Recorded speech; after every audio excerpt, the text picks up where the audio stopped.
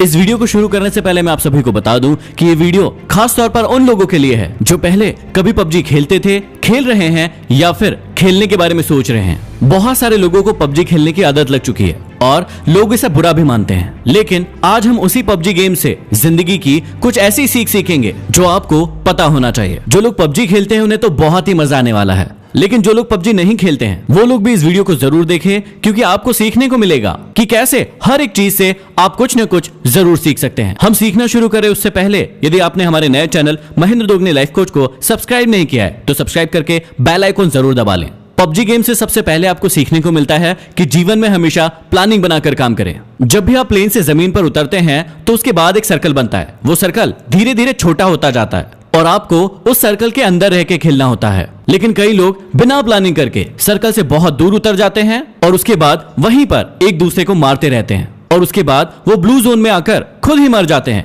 और गेम को कंप्लीट नहीं कर पाते हैं। हमारी जिंदगी में भी यही होता है, हम लक्ष्य कुछ और बनाते हैं और किसी और चक्कर में पड़ जाते हैं। इसलिए हमेशा याद रखिए, अपने सर्कल पर ध्यान दीजिए और उस सर्कल की ओर आगे बढ़ते रहिए। दूसरी चीज जो हमें सीखना चाहिए वो है कि भेड़ चाल ना चलें। जब भी हम प्लेन से उतरते हैं तो बहुत सारे लोग ऐसी जगह पर उतरते हैं जहां पर पहले से बहुत सारे लोग उतर रहे हैं। इसका मतलब हम भेड़ चाल चलते हैं और भीड़ का हिस्सा बन जाते हैं और फिर ज्यादा देर तक सरवाइव नहीं कर पाते। हमारी असल जिंदगी में भी यही होता है। हम सफल लोगों को देखते हैं कि वो क्या कर रहे हैं और उन्हीं के जैसे करने की, उन्हीं के जैसे बनने की पूरी कोशिश करते हैं और अपनी पसंद और नापसंद को कभी भी ध्यान में नहीं रखते हैं। इसलिए हमेशा याद रखें कि भेड़ चाल का हिस्सा ना बने, नहीं तो आप ज्यादा देर सरवाइव नहीं कर पाओगे। अगली सीख जो हमें पबजी से सीखने को मिलती है कि जीवन में हमेशा जरूरी सामान को ही साथ में रखें और फालतू के कचरे को इकट्ठा ना करें। जब भी प्लेन से उतरते हैं कई लोगों को आपने देखा होगा कि सिर्फ वो सामान इकट्ठा करने में लग जाते हैं। जो भी चीज उन्हें सामने दिखती है वो उसे फटाफट उठाने लगते हैं। वो ये नहीं देखते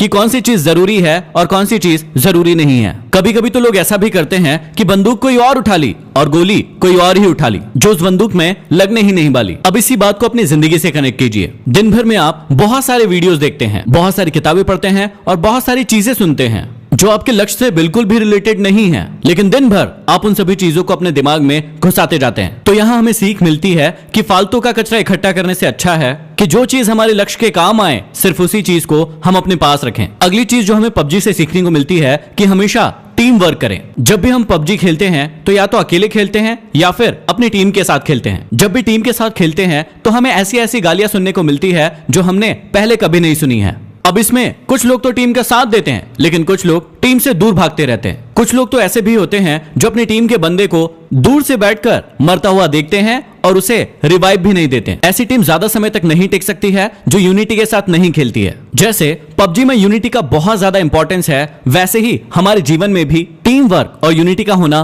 बहुत ज्यादा जरूरी है। नहीं तो कौन व्यक्ति आकर आपको कम मार जाएगा आपको पता भी नहीं चलेगा। अगली चीज जो हमें सीखने को मिलती है कि हमेशा कमजोर साथी को साथ लेकर चले। जब भी हम पबजी खेलते हैं तो हमारे साथ कोई ना कोई व्यक्ति ऐसा जरूर जुड़ जाता है जो नया होता है और जिसे ज्यादा खेलना नहीं आता है, लेकिन हम उसका मजाक उड़ाते हैं। कभी कभी तो ऐसा भी होता है कि यदि आप 3 लोग खेल रहे हैं और 2 व्यक्ति वाली कोई कार मिली तो 2 व्यक्ति बैठकर उस पर निकल लेते हैं और एक व्यक्ति को पीछे ही छोड़ देते हैं। ना तो आपको पबजी गेम में ऐसा करना चाहिए और ना ही आपको अपने जीवन में ऐसा करना चाहिए। जो भी लोग कमजोर है उन्हें हमेशा अपने साथ लेकर आगे बढ़ना चाहिए। अगली सीख जो आप सभी के लिए बहुत ही ज्यादा इंपॉर्टेंट है, ज्यादा साधन जुटाने की अपेक्षा जो साधन आपके पास है उसमें बेहतर परफॉर्म करने की कोशिश करें। पबजी खेलते समय आपने एक बात बहुत नोटिस की होगी कि कुछ लोग ऐसे होते हैं जो सिर्फ सामान ढूंढते रहते हैं। उनका गेम पर ध्यान बिल्कुल नहीं होता है। वो जहां जाते हैं सिर्फ और सिर्फ सामान ढूंढते रहते हैं। खेलने के लिए उनके पास बंदूक होती है, लेकिन वो पूरे टाइम 6 का और 8 का स्कोप ढूंढते रहते हैं। उनके पास स्कारल बंदूक होती है, लेकिन वो पूरे टाइम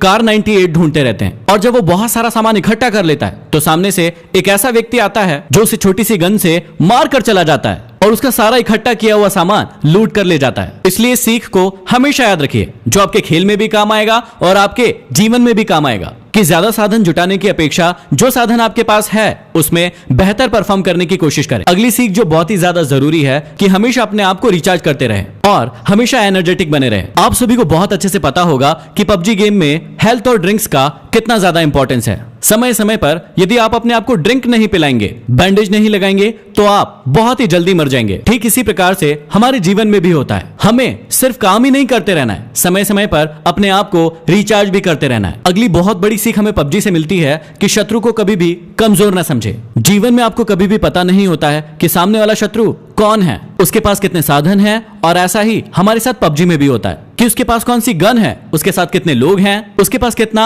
हेल्थ है, ये आपको कभी भी पता नहीं होता है। इसलिए आप दबंग बन के उसके सामने छाती चौड़ी करके खड़े मत हो जाइए, क्योंकि कई बार ऐसा भी होता है कि एक नया खिलाड़ी भी एक प्रो खिलाड़ी को मार कर चला जाता है। कई बार हमारे जीवन में भी ऐसा ही होता है, हम अपने कॉम्पिटिटर को अपने से कमजोर मान लेते हैं, जो कि हमारी हार का बहुत बड़ा कारण होता है। इसलिए आप कभी भी शत्रु को कमजोर ना समझे। अगली सीख हमें मिलती है कि सही मौके का इंतजार करें। आप सभी ने बहुत अच्छे से सुना होगा कि मौके पर चौका लगाना, इसका मतलब होता है कि आप सभी को सही मौके का इंतजार करना है। कई लोगों को आपने पबजी गेम में देखा होगा कि वो खुलेआम घूमते रहते हैं और धड़ाधड़ गोलियां चलाते रहते हैं, लेकिन एक व्यक्ति दूर पर स्नाइपर लेकर बैठा होता है और एक ही शॉट में उस व्यक्ति को मार गिराता है। कई बार आपको लोग कहते होंगे कि छुपकर क्यों बैठा है, सामने आकर खेल, लेकिन कई बार छुपकर बैठना ही सही मौके का इंतजार करना होता है। इसलिए आप हमेशा जीवन में भी सही मौके का इंतजार करें और उसी के बाद एक्शन लें। और अगली जो सबसे बड़ी सीख है, जो जीवन का सत्य भी है, कि जब आप मरेंगे तो आपके अपने लोग ही आपके सामान को लूट कर ले जाएंगे। इसलिए जीते जी अपनी लाइफ को